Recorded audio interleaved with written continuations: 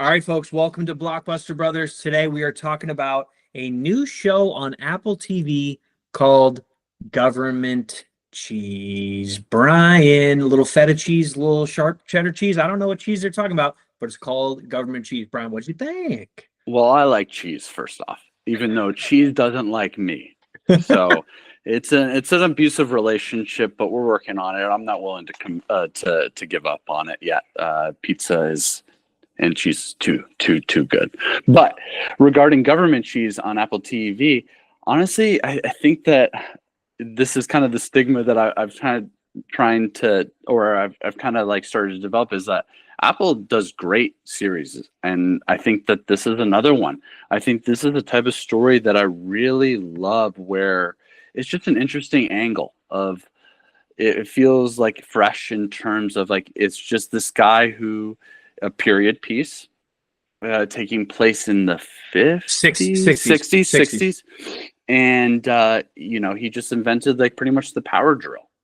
And it's kind of like I just like love stories like that for some reason, that it's not like, saving the world or anything. He gets, people are saying that he's stealing their idea, and it just feels like a really cool period piece with great performances from the whole cast, great production design. I think this is another Apple series that's a hit. I think that they just keep doing it. I would love to see, we'll see if they can figure it out in the movie department, but that we're not going to focus on that. Let's focus on Government Cheese. What do you think?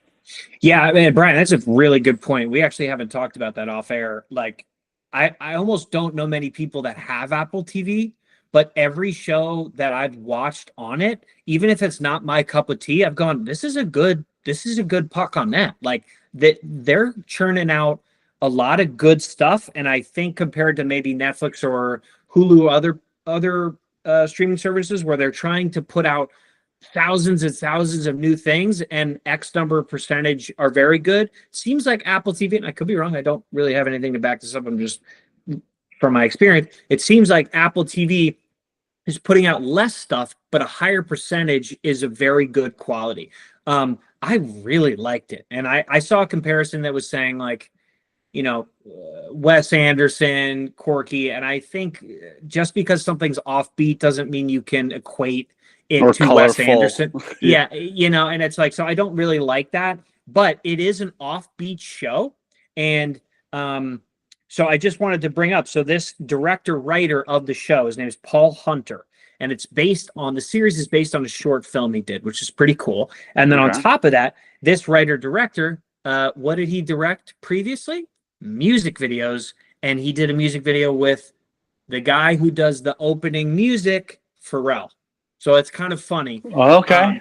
So he went from, music videos, which... That's how David Fincher got it. And a lot of that's an avenue for a lot of directors. Yeah, so that's not dead. And I love, and I'm going to pronounce his name wrong, I apologize, but I love David Oyelowo. Come on, man. Come on. Yeah, I should have called him and been like, dude, how do you pronounce here? But he is, I think he's exceptional. He's in one of my favorite movies of all time, Selma. And this was he does a fantastic job. Yeah, so good. And I think this show is really about family, redemption, spirituality, and then mixed in there are some really funny, quirky moments, mixed in with a little bit of surrealism, which maybe that's God's work, maybe it's not. It's kind of up to you. But man, I liked it. I think it's a big win for Apple TV. I don't know how many people it will bring in, because it is very unique and kind of offbeat. And usually offbeat stuff isn't the thing that gets huge numbers at the box office if we're comparing it to movies. But overall, I was very happy with it. Yeah, me too. I would definitely recommend it. So if anybody's seen it too, let us know what you think.